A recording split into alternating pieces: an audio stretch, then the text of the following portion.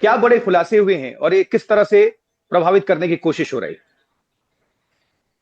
जैसा कि पिछले सप्ताह आज ही के दिन हमारे डीजीपी महोदय ने अस्मिता मिशन के तहत इसका खुलासा किया था कि आगरा जनपद की दो लड़कियां, दो बहनें थी जो कि गायब हो गई थी मार्च के महीने में। उसके बाद इस संबंध में हम लोगों ने यहाँ पर मुकदमा दर्ज किया और साइबर थाने से इसकी पूरी विवेचना की जा रही थी, इसका इन्वेस्टिगेशन किया जा रहा।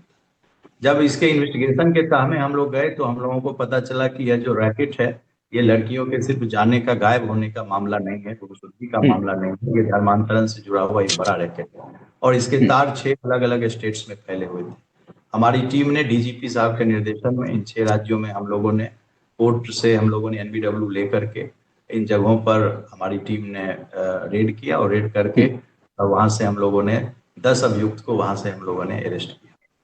हम लोग अभी तक इस पूरे धर्मांतरण के मामले में हम लोगों ने 14 लोगों को गिरफ्तार किया है, जिसमें कि 11 लोगों को ऑनरेबल कोर्ट से हम लोगों ने 10 दिनों के लिए उनकी पीसीआर पुलिस कस्टडी रिमांड ली है। उनसे लगातार हम लोग पूछताछ कर रहे हैं, सस्टेन इंट्रोगेशन के लिए हम लोगों ने लिया है। ये जो धर्मांतरण का जो रैकेट, जो तार जुड़ा हुआ है, इसमें जो फंडिंग है, फंडिंग इसमें विदेशों से भी की गई, जो बाहरी देश है उनसे भी की गई। क्या पाकिस्तान का भी कनेक्शन सामने आ रहा है? पाकिस्तान का जो कनेक्शन आ रहा है वो ये आ रहा है कि ये जो ग्रुप था, जो ये लोग 15-16 साल के बच्चे से लेकर के 25-26 साल के जो लड़के और लड़कियां थे, उन लोगों को ये टारगेट करते थे, ये ग्रुप को टारगेट करता था। और इसमें पाकिस्तान के जो प्रीचर हैं, जो कि धर्म के बारे में बताते हैं, इस्लाम के बारे में बताते हैं, तो इस्लाम की प्रीचिंग में एक टर्म है दावा।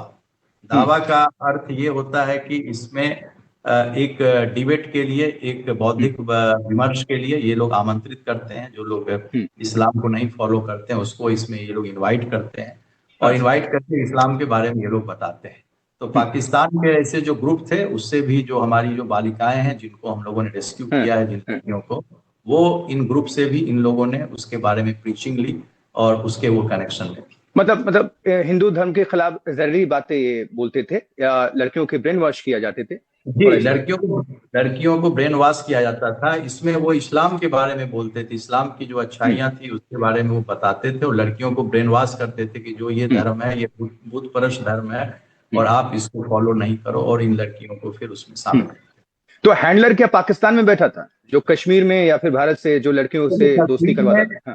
कश्मीर में भी इसके लोग थे, पाकिस्तान के भी लोग टीचर थे और वो इनको बताते थे। और मैं आपके माध्यम से लोगों को इसमें बताना चाहता हूं कि जी जी, तो हम लोग इंटरनेट पर या आजकल के जो बच्चे हैं, जो नए जनरेशन के लड़के लड़कियां हैं, Ludo King, track and field, Ludo Star, इन सबको जो खेलते हैं, तो शुरुआत इसी से हुई। एक जो लड़की थी जिसको हम लोगों ने रेस्क्यू किया, वो लूडो किंग के थ्रू वो पाकिस्तान के एक लड़के से जुड़ी और फिर उसने इस्लाम पर बातचीत उसकी शुरू हुई और फिर उसके बाद वो उसके प्रभाव में आ गई। तो इसमें जो लोग बैठे हुए थे, तो मेन जो आदमी अभी तक की जो हमारी जांच में आया है, मेन 2 आदमी थे। जो अब्दुल रहमान नाम का एक आदमी था जो दिल्ली में, और ये आदमी 2021 में उत्तर प्रदेश की एटीएस ने कलीम सिद्दीकी नाम के एक व्यक्ति को गिरफ्तार किया था। उसका एक रैकेट था धर्मांतरण का। ये अब्दुल रहमान उसी का खास आदमी है। अच्छा। और ये खुद भी एक कन्वर्टी है, ये ओरिजिनली रहने वाला फिरोजाबाद का है और 1990 में इसने अपना धर्मांतरण मतलब आप कह रहे हैं कि हिंदू था, बाद में धर्म बदलकर मुस्लिम हो गया? 1990 में ये धर्म परिवर्तन किया। अच्छा। हमने जितने लोगों को इसमें अरेस्ट किया है उसमें ज्यादातर वही लोग हैं जो कि कन्वर्टी हैं। कन्वर्टी को ये लोग रिवर्टी कहते हैं। जो इनके जो इन्होंने ग्रुप बना रखा है उसमें ये लोग कन्वर्जन नहीं कहते हैं, वो लोग कहते हैं कि इस्लाम में वो रिवर्ट वापस आ गए। रिवर्ट करके इनका ग्रुप बना हुआ है और उस ग्रुप में ऐसे सैकड़ों लोग हैं जो कि शामिल हैं, जो कि रिवर्ट हो रहे हैं, जिनके पास में नंबर है। तो अब्दुल रहमान इसका किंग पिन अभी तक के जो हमारी तहकीकात है, जो हमारी इन्वेस्टिगेशन है, उसमें आया है। एनडीटीवी इंडिया के माध्यम से, दीपक जी, मेरा आखिरी सवाल, एनडीटीवी इंडिया के माध्यम से क्या आप हमारे जनता को कैसे जागरूक करेंगे? लड़के लड़कियों को, न्यू जनरेशन को कोई मैसेज देना चाहेंगे, या धर्मांतरण गैंग से जुड़े हुए जितने भी शातिर हैं, जितने भी सिंडिकेट है, रैकेट्स हैं, उनके लिए क्या मैसेज है दीपक कुमार, आगरा पुलिस का? ठीक है, मेरे लिए दोनों को मैसेज है। ये जेन जी के जो नए जनरेशन के जो हमारे बच्चे हैं, उनके पेरेंट्स को ये जानने की जरूरत है, क्योंकि आपको बहुत ही आश्चर्य होगा कि इसमें किसी के भी पेरेंट्स को ये नहीं मालूम था कि उनके बच्चे जो हैं वो इस्लाम के रीति रिवाज को फॉलो कर रहे हैं, उनके बच्चों ने निकाह कर लिया, इसमें से कोई भी नहीं जानता था। इनफैक्ट हम लोग जब हरियाणा के परिवार वालों से बातचीत किए, उत्तरांचल के परिवार वालों से बातचीत किए, तो किसी का कोई यकीन ही नहीं हुआ। उनको हमें यकीन कराना पड़ा कि नहीं, हम लोग आपके लिए कह रहे हैं और ये इस बात में ये सच्चाई है। तो हमारे जो लड़के जो चाहे वो लूडो खेलें चाहे पबजी खेलें, तो इस पर घर वालों को ध्यान देने की जरूरत है, और नए जनरेशन के बच्चों को भी ध्यान देने की जरूरत है कि आपको इसमें फंसाया जा रहा है। आपको कोई जो भी अपने धर्म के बारे में बता रहा है, आपको गुमराह करके ट्रैप में फंसा रहा है। तो हम लोगों को इस ट्रैप में नहीं फंसना है।